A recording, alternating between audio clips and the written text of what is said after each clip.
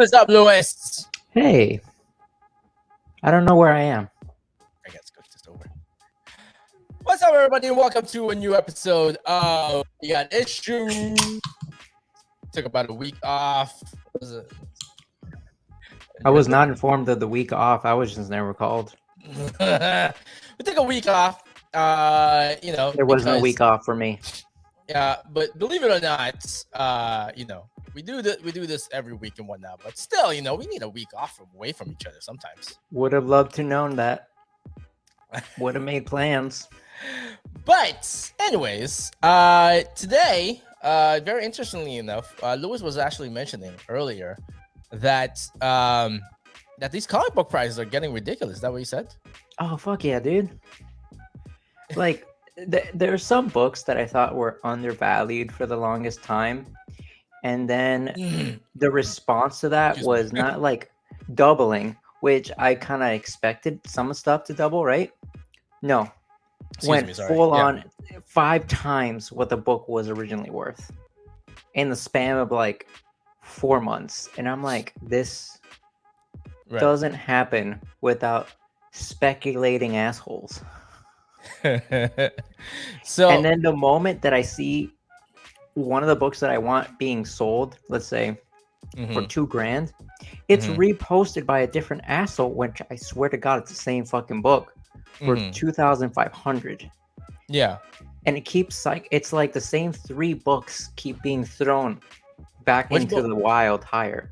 Which books? This one in particular, the one that I'm currently viewing and I'm seeing as a problem is Amazing Spider-Man 194, the first appearance of Black Cat. That's going up in price by like a large margin. It's making Amazing Spider-Man #1 look like child's play. It's over for a 9.8. Yeah, and that's ridiculous. It's because I think there's speculation that the Black Cat was going to be appearing on like Andrew Garfield's Return to Spider-Man. Listen, when it doesn't happen, then I'll buy the damn book. I'm not paying that speculator's price. I'm sorry. Yeah, speculators are dicks. The thing is that the reason why is because I think Andrew Garfield literally threw gasoline in the fire again. Did you see that? Did you see that interview that he did? No. So he was asked. I think it was in the SAG Awards that just passed. SAG Awards? What's SAG Awards? Screen Actors Guild Awards. They should really fucking change their name. Rachel said the same thing. Like, why is it called SAG? They do know that's yeah, sagging, or what my first thoughts went like a ball sack sag, like a sag, ball sack sagging, like ball sack just going down all the way down, or well, the reason why is because they were asking him, and they said, "Are you working with Sony with a new Spider-Man?" And guess what he said? Yes. He obviously said no. He's like, no, I don't have any future Spider-Man project with Sony. And he goes, and I understand that I will forever be the boy who cried wolf. It's like, yeah, you're gonna be that fucking person who keeps saying no, there isn't, and then all of a sudden we see you in a fucking Spider-Man movie again. Because they do it because it's good publicity. Yeah, the more that they deny, the more that people are chasing.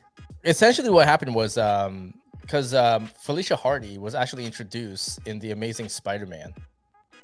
I forgot who the actress was, but she was just like a background a little bit there, because Harry was just like, oh, Felicia Hardy does Peter Parker and all that stuff, right? And then people are like, oh my God, Black Cat. So everybody thinks Felicia Hardy is going to be in the movie. Versus maybe Gwen Stacy resurrecting again for no reason. Yeah, essentially, because she's already dead. So I mean, I think it would be much more sweet if fucking Ghost Spider just appears out of nowhere.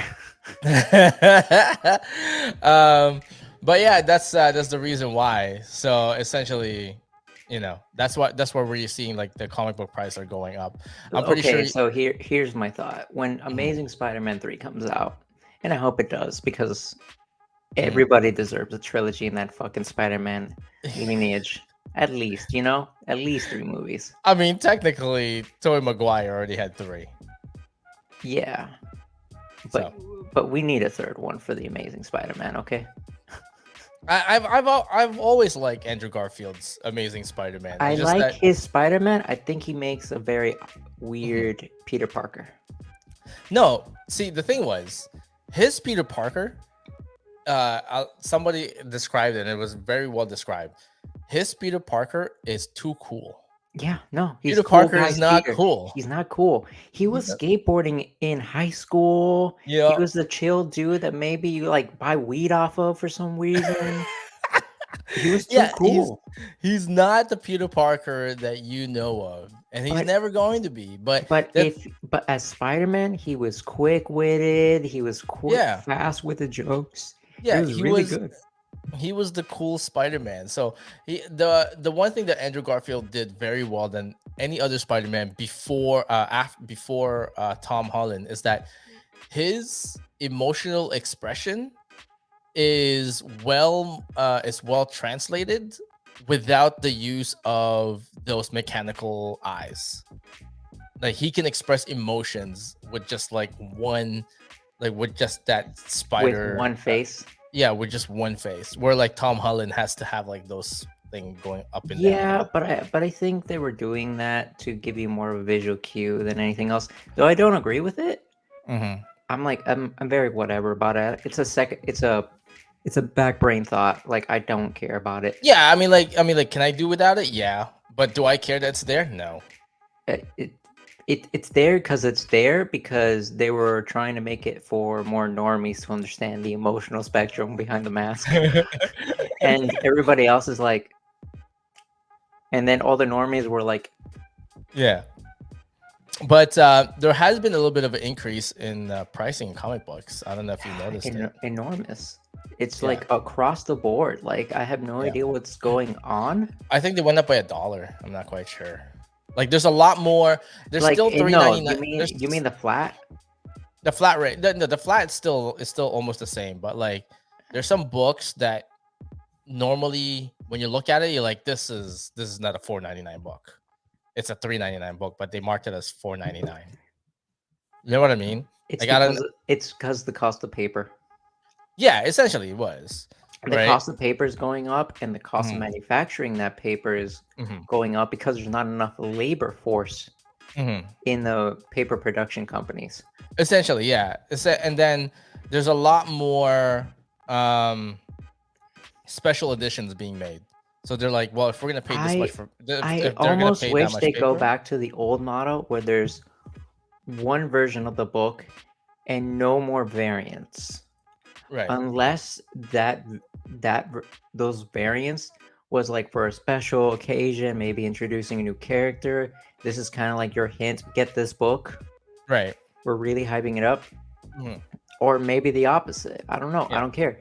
It's just that they're using way too much paper. Yeah. The one book that is consistently cheap is Spawn. I don't know if you noticed that. No, there are some like the not super early Spawn, because Spawn 1 is like the easy entry and it's like maybe $50. Hmm. And I kind of get why, because they really overproduced that book. Hmm. And then it's like the first introduction of Gunslinger, Archangel Spawn, all those, and those were like at 77 and all that. Hmm. They outpriced number 1. Yeah. Because Other like, than that, like the books are doing good. They're none of them are ever $3.99 though. so like if you see Spawn is still $2.99. You know that, right? Yes, but Did you notice it? notice the $2.99. Yeah, that Spawn has always been $2.99. It's never anything higher. It's because they're not making second prints. They don't plan to use more than necessary. That's No, how but they're no, but it's keeping down never costs. it's never anything. Even before the inflation thing happened, it's always been $2.99. It's really cheap. Yeah. But they don't. Have I told you this? I don't know if I told you this, but Todd McFarlane doesn't like doing exclusive variants for spawns. Did I tell you that? It's very rare if it even Yeah. happens. You would Yeah. have to be very close to McFarlane, and even then, he might not do it. Even then, he's like, no, we're Mm, not doing that. You can go unless you fuck bring me yourself. an idea that I can agree with that's super cool, Mhm. I'm not. I don't dig it. Did you also notice that Boom Studio had their annual meeting, and they were like presenting like their books and how they're doing and all that stuff? They lost a few employees to Skybound and Image. Okay, why Skybound though? I don't know. It's kind of weird, but Image Comics started poaching Boom Studios people.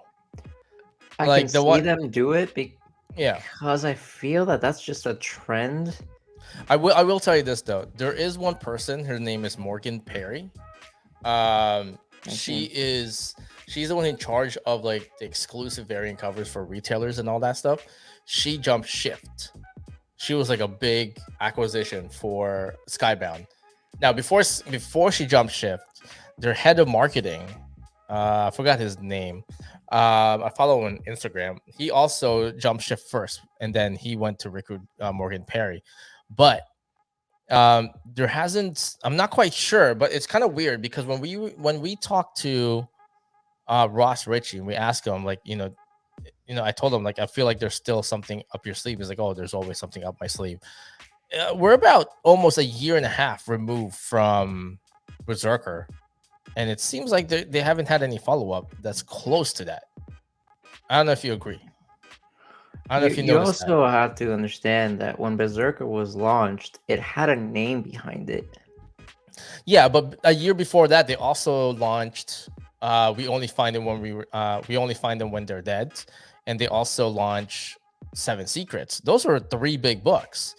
But it seems like I mean, like, after that, there was just like now it feels like they're remaking a bunch of Firefly and Buffy the Vampire Slayer way too many goddamn times for me. Yeah, that was I don't.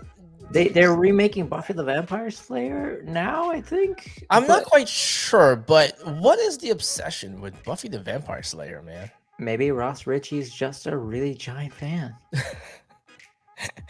He's just a big like. Some of these things continually exist because either A, they secretly do a lot of sales, or B, the head honcho says, I like this, it will continue.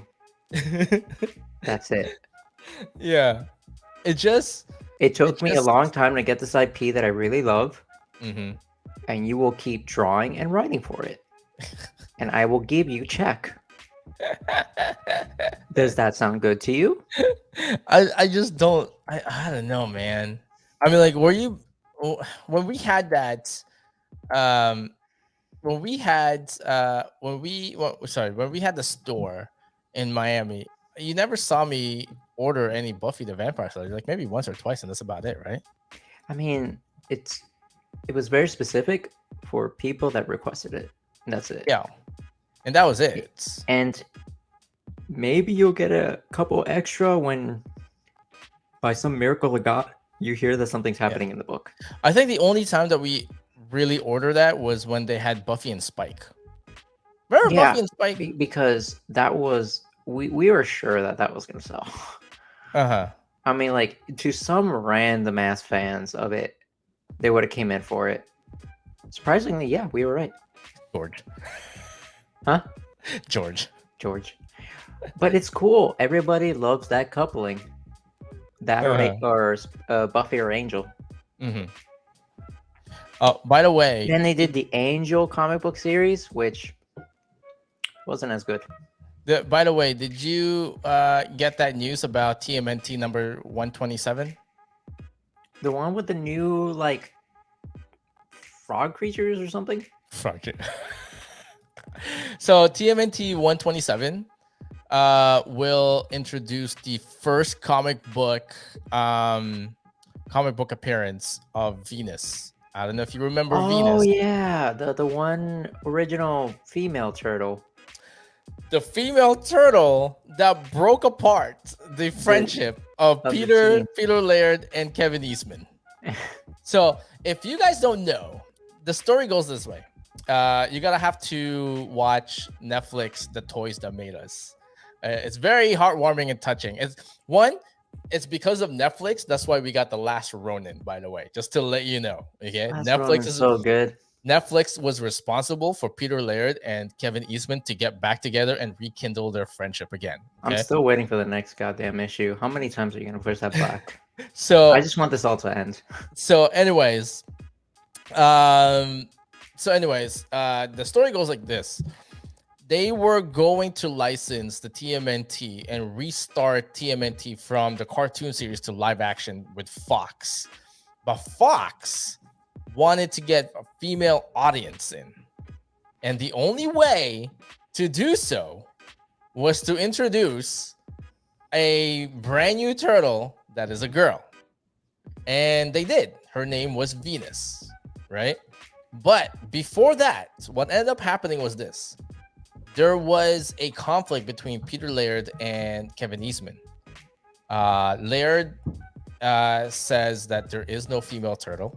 It's always been 4. We'll reintroduce a female turtle later on, but not this way.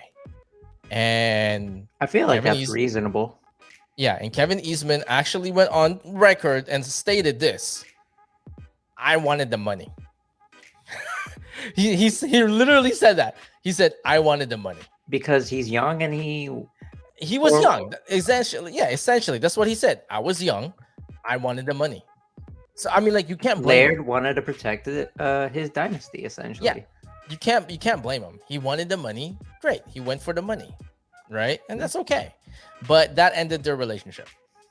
You know what I mean? And it was sad. And it actually lasted a lot longer than you think, especially when they were like 2 generational age groups apart. Yeah. I mean, it was sad that their friendship kind of ended because of it. But yeah. He said that the friendship ended that way. And if you watch the Netflix of it, the Netflix documentary, it was very heartwarming because Kevin, like, what was the one thing, if I were to ask you, what was the one thing that you regretted with that decision? He's like, I lost my friend. I was like, oh, heart melted.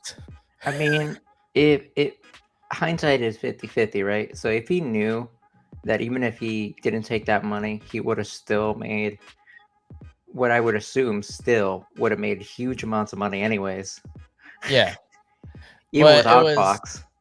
But it was one of those things which is very heartwarming. And then when they saw each other, it's like, yeah, they rekindled their relationship. They apologized to each other. And then they're like, let's do that one story that we always wanted to do, which was The Last Ronin. They always wanted to do. We don't like, because back then they stated it wouldn't.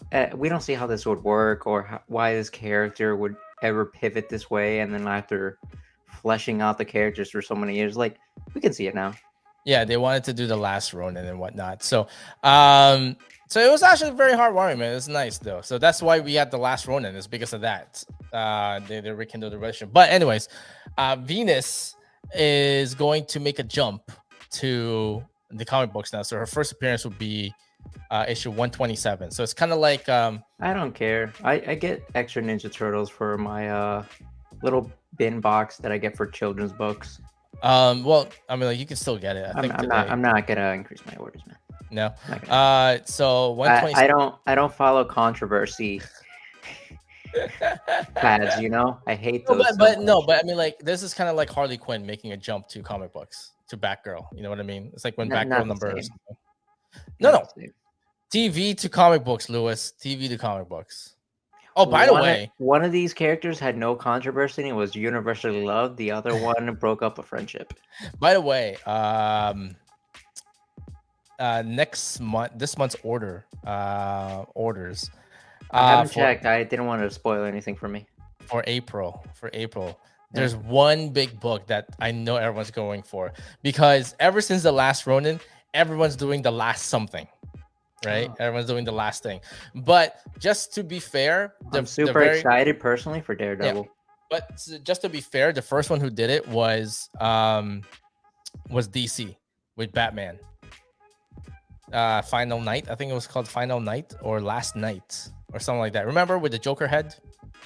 Oh yeah, that Yeah. kind of like where you see the ending of a very sad, Yeah. like Yeah, technically that was like that book was so weird. that book was awesome. I liked it, man. So he was cloning himself over and over, but the clone kind of like Went ape shit to because like middle of a fucking desert. because it That got released bullshit. way too early. So essentially, this book, I forgot what it's called. Lewis, while I describe it, look it up. I think it's Last Night on Earth. That's what it's called. Last Night on Earth. So the whole notion is that it goes all the way back to the Batman animated series. Remember when Epilogue was released? Do you remember Epilogue? Justice League Epilogue?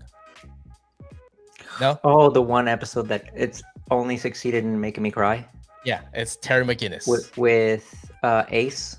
Yeah, with Terry McGinnis. Yeah, Terry McGinnis finding out Amanda Waller. Yeah, that his biological father is technically Bruce Wayne. Because they injected a gene manipulator into his father's DNA to try to legally make a clone of Bruce Wayne. So technically, Bruce Wayne is his biological dad. Now, there was one part of that show when Terry McGinnis asked him, why? Why would you do something like this? And Amanda Waller said, because the world always needs a Batman. Yeah, that is what The Last Night on Earth was all about. The world always needs a Batman. So Bruce Wayne literally downloaded all his memory and put it in this fucking machine and then clone himself. And that when that clone is ready, that memory bank goes into that clone. So he doesn't miss a single memory of what happened to his previous life. So that clone will wake up thinking that it is Bruce Wayne, but also knowing that it's a clone, that he needs to make another clone. Now, what ended up happening on Last Night on Earth was this clone woke up way too early. So early that it didn't get the memory that it needed from the past year. So he doesn't know what the fuck is going on at all. Like he doesn't know anything that happened. So that's where The Last Night on Earth took place. That's why he's like, oh, everything's like in a desert and all that stuff. And he's the last one, just a talking Joker in the head. So ever since then, the next one that came out was Last Ronin, right? Last one that came out. And then there was like, Marvel did the same thing too as well. I forgot what it was, but it was the last something. Like, and then now, final, like Miles Morales being an old man. Yeah. It was like, The ending of all these characters. That was awesome, man. I like that. Miles Morales is an old man. That was awesome. He got to live a long life. Yeah. Which is shocking.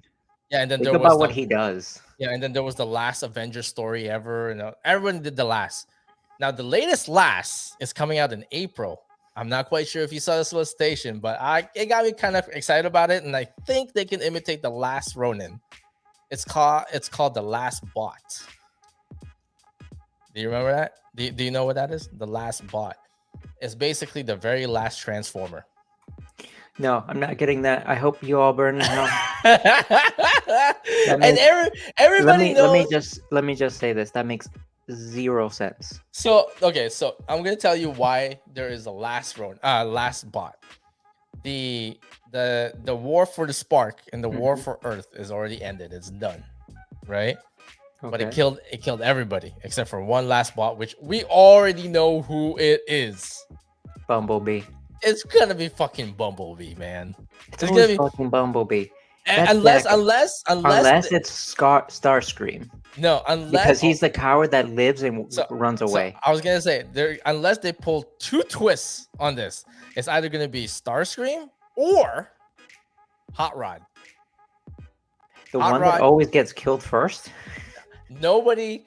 Okay, let's put it this way: when the Transformers movie came out, Nobody knew Hot Rod was going to be the one carrying Optimus Prime's spark. Okay, I think it's gonna be Hot Rod. That's gonna be the last one. Starscream would be amazing because he can reflect on like all His these things that he's entire done. life of just being Yeah, an asshole. yeah, an asshole. But Hot So- Rod, So here's Hot the Rod thing. would be great. I don't think Hot Rod will sell enough issues. No, but no, Hot Rod itself by name is not going to sell any issues. Hot Rod combined that with a story on why he's the last one, that will sell it. Remember, these last stories, last Ronin, last Avengers and last Avengers story, whatever, Last Night on Earth, all these last. The name of the character does not sell the book. The story sells the book. So I feel that this time around, they've done other versions of the final stories towards the what's the ending for these characters and all that multiple times. mhm, I just feel like these particular ones are succeeding.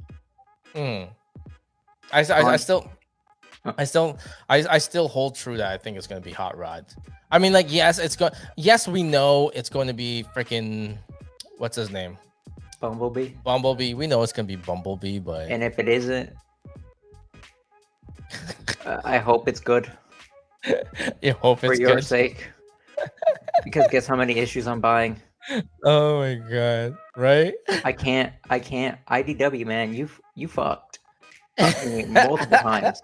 The only 2 books I get from you is Sonic the Hedgehog Oh my god! and Teenage Mutant Ninja Turtles. I'm not buying your shit anymore. Will you buy the last Sonic or last Hedgehog? I don't know what the fuck you talking about. You know the fuck I will. I'll buy the last Hedgehog all day. If there's a title that says the last Hedgehog on Earth, I mean, like, I'll probably buy it. I'm Probably. hoping it's not even spelled correctly. I hope it's not Hedgehog. I hope it's Hitchhog because But- you keep saying it fast. But what is that place that they all came from? Sunny Isles. Sunny Isles. So maybe the last Sunny Isliers. Because if you say the last Hedgehog, and then that pretty much we know The it's last Sonic. Sunny Islander. Yeah. Because if we say the last Hedgehog, then that means you pretty much know it's Sonic. It's not gonna or Knuckles. It's gonna be Knuckles or Sonic. Do you know what I mean? Sonic Ever After. So I mean, but you're not gonna buy the Transformers? No. No. I'm Why, sorry. dude? No, I'm not going after these hypes, man. Like, I'm not going after the Veronica one or the Venus one, I'm sorry, or this one. It's just I don't believe any of this has any sort of grand scale value other than the fact that some dumb asshole on YouTube is gonna hype it up to the extreme to try to sell 5 extra copies from their usual 2. Do you know what I mean? It's not Yeah. even something cool that I can get behind because the last stuff, like, Yeah. maybe for Transformers rather than going the last because it makes no sense. Mhm. What about the first 2 Transformers? True. What about the origins of it? Because it dealt a lot with like slavery over this alien race that like made them for convenience, and then they became sentient over time and freed themselves. Yeah. That'd be a cool story to like really flesh out and see that. Mhm. And then the Venus thing, I mean, like, it's not gonna be spicy like everyone thinks it is. Yeah. There's plenty of other female turtles now, Yeah. and she's just being added as we need more characters Well, to maybe flesh out the. Well, there's only been 3 so far. April was technically became a turtle. Technically, there's another human female turtle. There is the one female turtle that came from the future, and then there's a pink bandana one. Well, those are not all recognized. I think the only the ones that There's recognize 2 of is them. 3. They're actually turtles. No, the only 2 that they recognize so far is April O'Neil and Jenna. and that's it. And Venus. That's it. Jenna, April, and Venus, and that's about it. So technically, Venus was like the very first one. The second one is April O'Neil, and then Jenna is the third one. So, well, if we're doing officially recognized, sure, but April O'Neil's been there for pretty much the get-go. Outside of maybe the main comics, the original ones. Yeah, this could be a pretty short We Got Issues because there wasn't really any that much news in the world of comics right now. We because just wanted to complain about people overpricing books. Yeah, but because it is actually the spring season now, so spring season tends to be the dull part of comic book worlds. That's one like that. It's like the perineum of comic book industry. It's just in the middle part. It's neither like the winter event and it's not the summer event. It's just there in the middle. It's April during the it's a joke. It's literally Everything's a joke. It's literally the perineum of like comic book industry. That's what April is. Okay, that's what the spring is.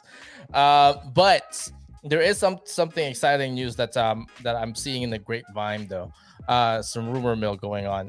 Remember when we interviewed Ben Templesmith and he said that he's doing something with a group called Artist Elite?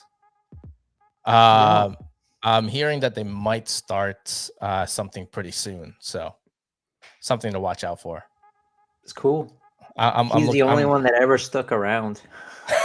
I'm like a second show. I'm looking into it. So the more we'll report it to you as it comes. But I love the fact that he went from like interview mode to like immediately chill mode, like this. And I'm like, all right, cool. We're not even talking about comics anymore. All right. And he went from like casual dinner mode so fast. Casual dinner. But that is it for We Got Issues for today. If you guys have any questions, let us know. But until then, we'll see you next week. Peace out. Goodbye.